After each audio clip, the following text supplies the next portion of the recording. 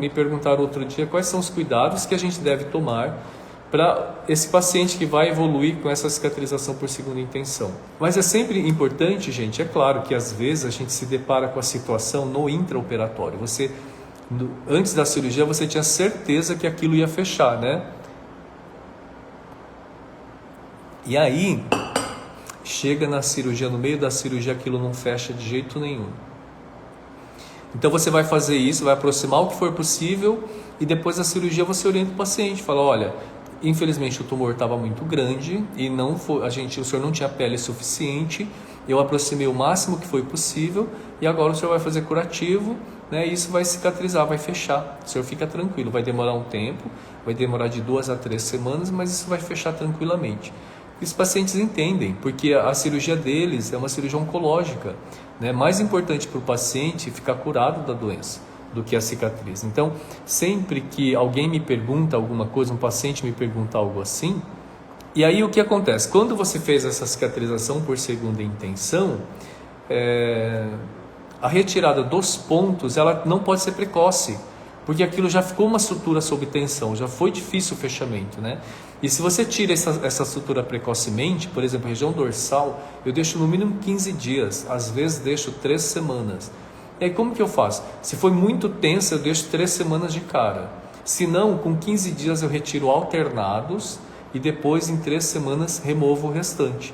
Nunca antes de 15 dias, em tronco, membros, tá? É melhor você deixar mais tempo do que você ter ali uma deiscência da sua sutura e depois vai ser ou você vai ter que ressuturar ou o paciente vai evoluir com cicatrização por segunda intenção, que é pior. Então, evitem remover os pontos precocemente, tá? E sempre me perguntam assim, quais são os cuidados que a gente vai ter com esse paciente? Então, primeira coisa, a ferida vai ficar aberta, é importante prescrever antibiótico terapia sistêmica mesmo, tá? Por via oral. Prescreva um antibiótico, uma cefadroxila, né? 500 mg de 12 em 12 horas por 7 dias.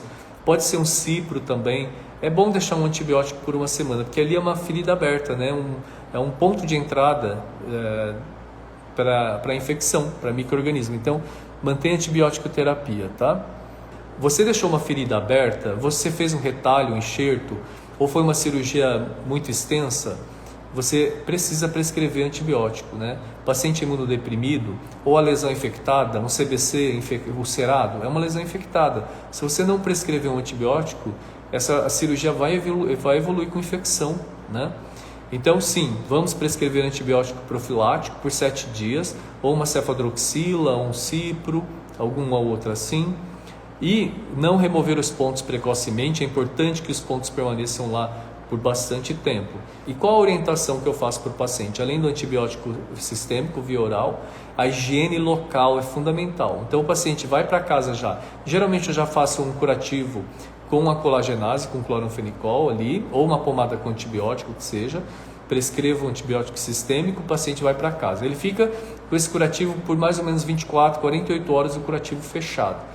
Depois ele abre o curativo e vai lavar bem com água e sabonete dentro da ferida.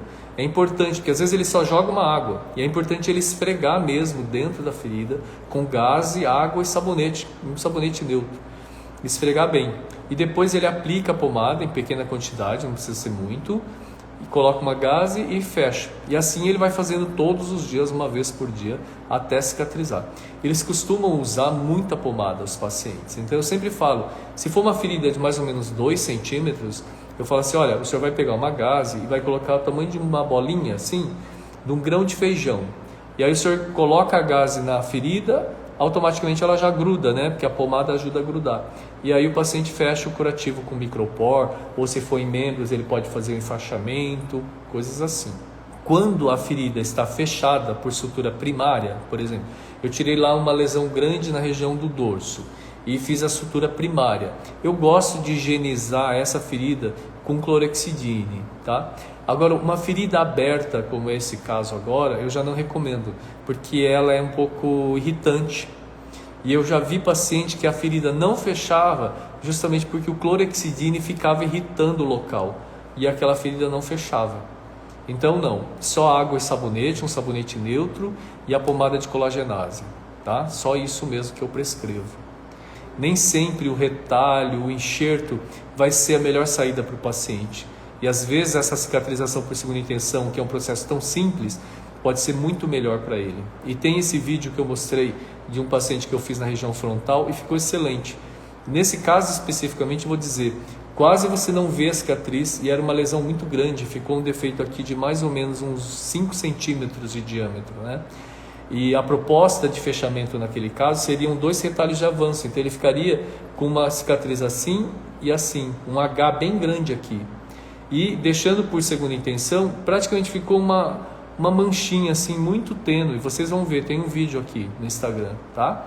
E aí fica aquilo, então o que acontece? Se eu tivesse feito o retalho, além do risco desse retalho necrosar, infectar, ser uma cirurgia muito mais complexa, né? Tem a lesão aqui, a secção dos ramos supraorbitários, né? Do trigêmeo, então essa região ficaria com uma parestesia, com uma certa dormência, o paciente ia ficar cheio de cicatrizes aqui na região frontal e uma cicatrização por segunda intenção ofereceu resultados muito melhores. Vocês podem procurar, tem um vídeo disso. Muito melhor, muito mais tranquilo, uma morbidade muito menor, né? Um procedimento sem complicações.